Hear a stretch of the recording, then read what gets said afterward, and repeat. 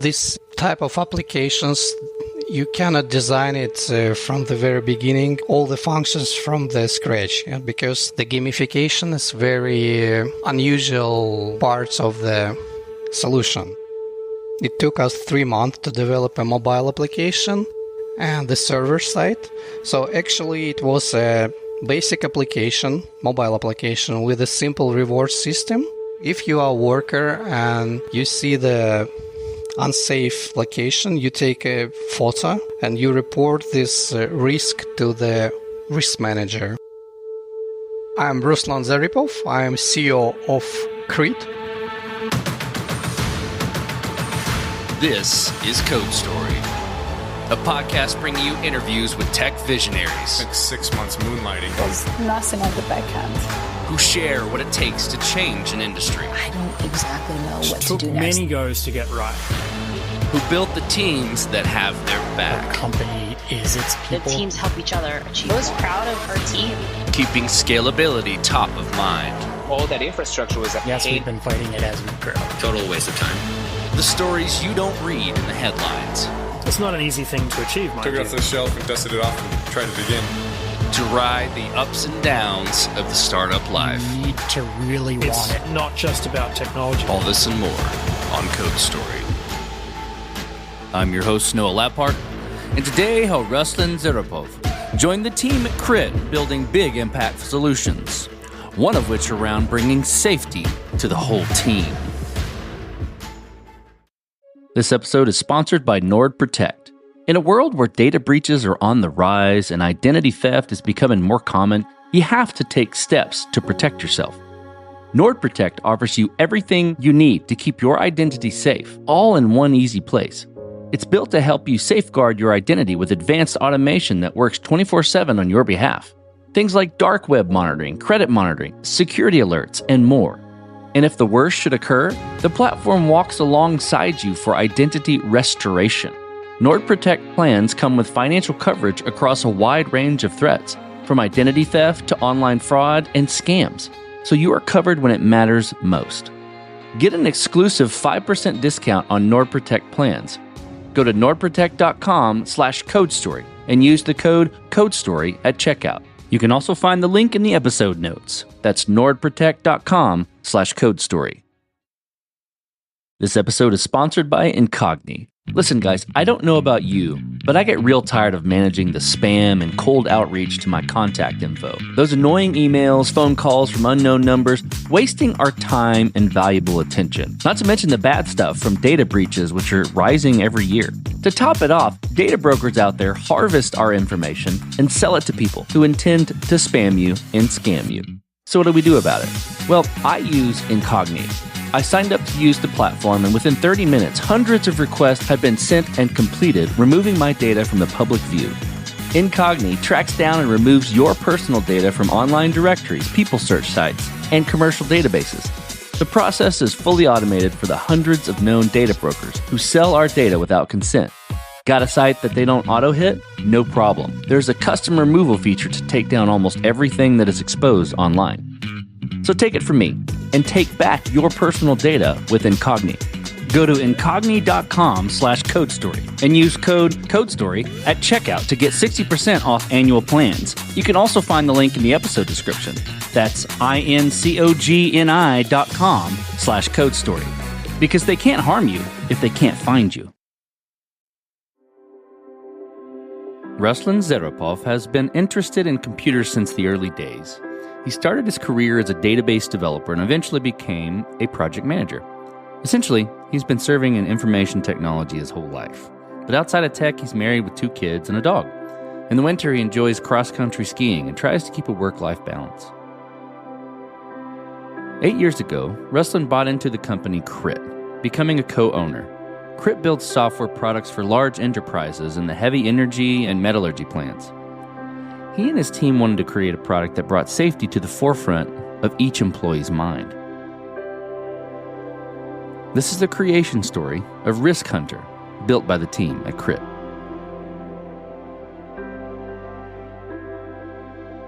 KRIT is my third business, and I started KRIT 6 years ago. And before KRIT, I had 2 startups, one in system integration and second in autonomous drones. So first one I sold to a larger company and second one failed. So actually I have both positive and negative experience with starting new businesses. I'm here in KRIT for 6 years. I'm a CEO and a co-owner. I wasn't a founder, so actually I bought a share in that company 6 years ago and started the business development. So the KRIT is middle-sized company. It's 250 people, and we're doing software products for large enterprises. So it's heavy industries like metallurgy, oil and gas. So we're focusing on B2B solutions. We have 4 core products, but today I would like to talk about only one of our solutions, which we call the RiskHunter. These plants, they have thousands of pieces of equipment, and many locations within these factories are very unsafe. So the client that we worked for, they have approximately 7 fatal incidents each year. So what we were looking for and what we were trying to do with this client, we were trying to build a solution to save lives, to improve safety, and we invented that concept of gamification and of crowdsourcing, how we call it. So the idea that we want to involve all workers, all factory workers, to be part of health and security officers. So to look for the dangerous places, to look for unsafe locations, and report these to the risk management department. We are trying to change the culture from health and safety department-centric to more people-centric, so that all the people are involved into the safety process. So tell me about the MVP then of RiskHunter. So the first version of the product that you built, how long did it take to build and what sort of tools were used to bring it to life? This type of applications, you cannot design it from the very beginning, all the functions from the scratch, because the gamification is very unusual parts of the solution. And when we started with MVP, it took us 3 months to develop a mobile application and the server side. So actually it was a basic application, mobile application with a simple reward system. If you are a worker and you see the unsafe location, you take a photo and you report this risk to the risk manager. And for that, you receive the bonus points, which you can later redeem for various goods in an online store. For example, you can receive cinema tickets or gift certificate. So the first version of our product was very basic, and we had an idea just to test the gamification concept to see how people react and to do the user acceptance. So, yeah. So as you're working through that early version, in that 3-month period, you got to make certain decisions and trade-offs around, approach or feature cut, maybe some technical debt or things like that. And I hear you kind of alluding to some of that at a high level, but dive into some of those decisions you had to make and how you coped with them. Projects are always limited in time, money, or human resources. And of course, when planning the RiskHunter, we had to fit into the time and money limits.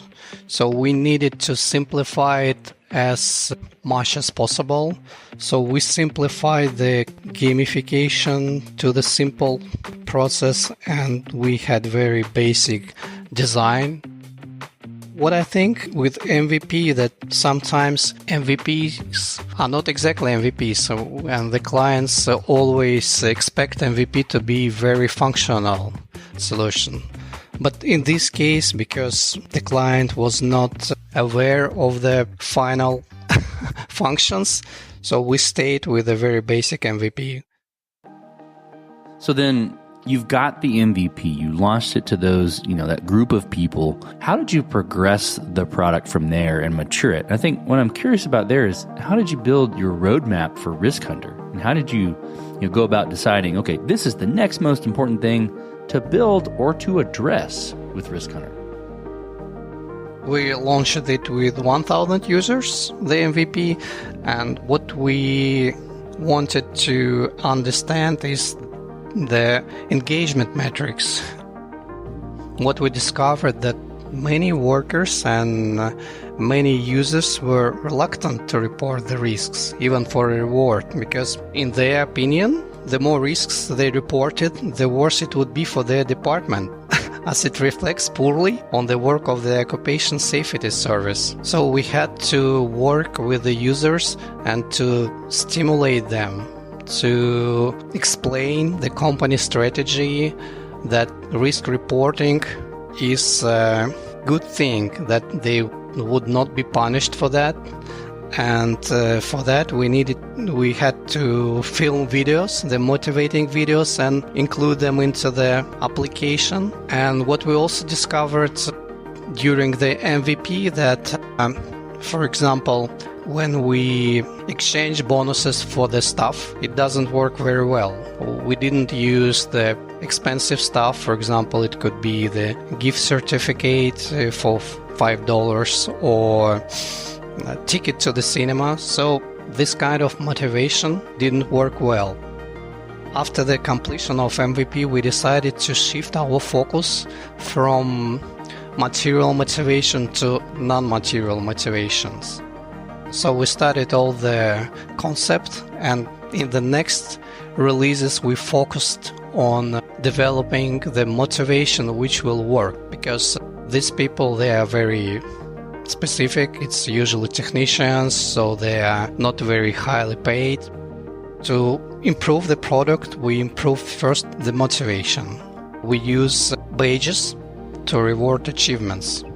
And for example, we have a badge called Sniper that the user will get if he reports 20 or more risks. And we also implemented the competitions and rating systems within departments, workshops, and factories. So we have a competition between the different plants and different factories and different floors within our solution. So we always see who is the winner, who is the loser, and we foster the competition spirit. And thirdly, we invented the so-called hunting seasons. So this is the period of time, for example, when the winter is coming, then we need to focus more attention on the dangers, on the hazards which are associated with winter, for example, falling ice, slipping. So we have the hunting seasons to focus people on the certain type of risks in our application.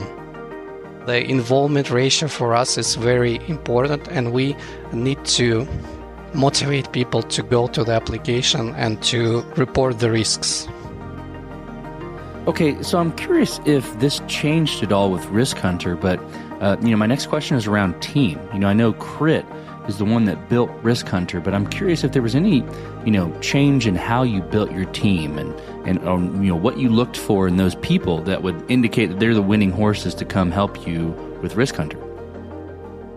I always say that begun is half done, and always when start something, do it with the best available people. When I joined KRIT, it had only 7 people. Now there are more than 200 developers and analysts. When we started the RiskHunter, of course, the most important is to have the best people in the team, in the starting team. And what I think is important, you should not save on best people. So you should always hire and should always try to get the best talent available on the market. Let's flip to scalability then. I'm curious about if RiskHunter was built to scale from day one from a tech perspective, or is there anywhere you've had to fight this as you grow? Firstly, we built RiskHunter as an on-prem application, but now we are building the cloud version, which will be scalable. But because with the risk reporting you have a lot of photo and video data, then of course we paid a lot of attention to the scalability. So we used the microservice architecture and we used the in-memory processing to improve the performance of the solution. Yeah, it's pretty much scalable, and the cloud version is coming very soon. So, as you step out on the balcony, you look across all that you've built. What are you most proud of? You don't know that RiskHunter is only one application that we talk about, but I think that the company KRIT itself is very interesting, because if you step out of the balcony and look across, you might think that the world has gone mad. All this news, what is happening in the world, is making me nervous. And of course, I'm proud of the people that I have gathered and the product we made. But I think that now, these days, business sustainability is crucial. What I'm trying to do now is, if there is a choice between short-term profit or sustainability, I would always prefer sustainability. KRIT, because it's my third business and I wanted it to be successful. That's why I put a lot of attention to the diversification. So we have different products, we have different clients, we work in different countries. And I think that for the future years to come, the company should focus a lot of attention on sustainability, because the market is changing and the situation in the world is changing. Some markets will be closing, other markets will be open. So you should build a business which will be very solid and self-sustainable. If your business is sustainable, you can sleep well. You don't worry about the cash flow and you don't worry about next 3 years. So I'm very happy that in KRIT we have managed to have different lines of business, different regions, so we are not dependent on politics. We're very stable. That's I'm proud of. Let's flip the script a little bit. Tell me about a mistake you made and how you and your team responded to it. We were very late with the cloud version of RiskHunter. Because of that, we were unable to close several potential deals when clients wanted the cloud version, but we had only on-prem available. That was the mistake, because I didn't want to invest into two versions of the product, and first I wanted to focus on-premise, because for industries, usually security issues are very critical, and many companies, they prefer on-premise to cloud. But now when we move to Middle East markets and to Central Asia, I see that cloud version could be much cheaper than on-premise from the client point of view. And for Central Asia, it's very important. The price is the most important feature of your product. Yeah, we were late with the delivery of cloud version, but now we're working hard, and in April we'll make the first release of the cloud. This will be fun. So tell me what the future looks like for RiskHunter, the product, and for your team around that product. Our strategy for last year, for this year, 2024, is growing to Central Asia and Middle East markets. So we are planning to release the localized versions in local languages. We are planning to hire the local teams in Uzbekistan and in Saudi Arabia. So we already have the business development people in Saudi Arabia who are working with the clients to sell them the RiskHunter. So that's our strategy. Grow to the new markets. And of course, we have the roadmap of the RiskHunter to add new functions. For example, what we plan to do is that the worker can get bonuses not only for reporting risks, but also for attending safety training, for passing safety exams. We would like to expand the motivation model to other areas like training or following the safety measures. So our motivation will include not only risk reporting, but other functions. It's a new feature and it's very interesting.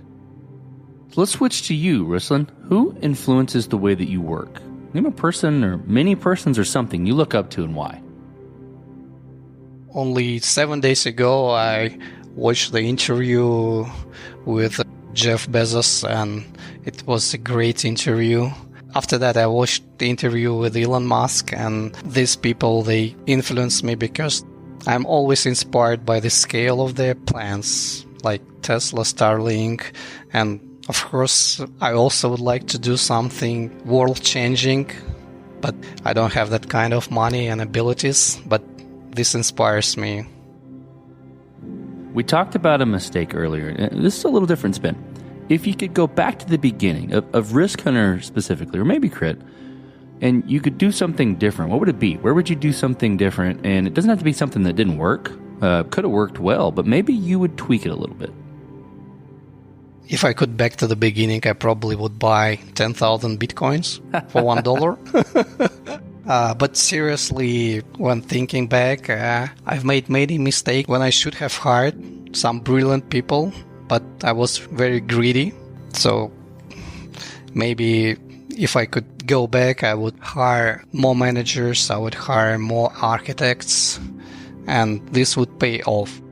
At the beginning, very often we save money and we are greedy, but what I see from my experience that even the most expensive people, they pay off at the end and they save a lot of time. So maybe we should not be so greedy and pay more larger salaries to the management. Okay, Ruslan, so last question. So you're getting on a plane and you're sitting next to a young entrepreneur who's built the next big thing. They're jazzed about it. They can't wait to show it off to the world. Can't wait to show it off to you right there on the plane. What advice do you give that person, having gone down this road a bit several times? I would say that you should work only with the people you can rely on. So it should be reliable people that you can delegate, work to them, and be confident that they will deliver. That's very important in a startup. It took me 15 years. You don't know in advance. Yeah, it takes time to understand if the person is reliable. You need to work with him to understand. Have many friends, have contacts with many people to do networking. And references can work in this case. Maybe some of your friends who is reliable can recommend you his friend who is also reliable. Then the networking will help you. Ruslan, thank you for being on the show today. Thank you for telling the creation story of RiskHunter by KRIT. Thank you, Noah.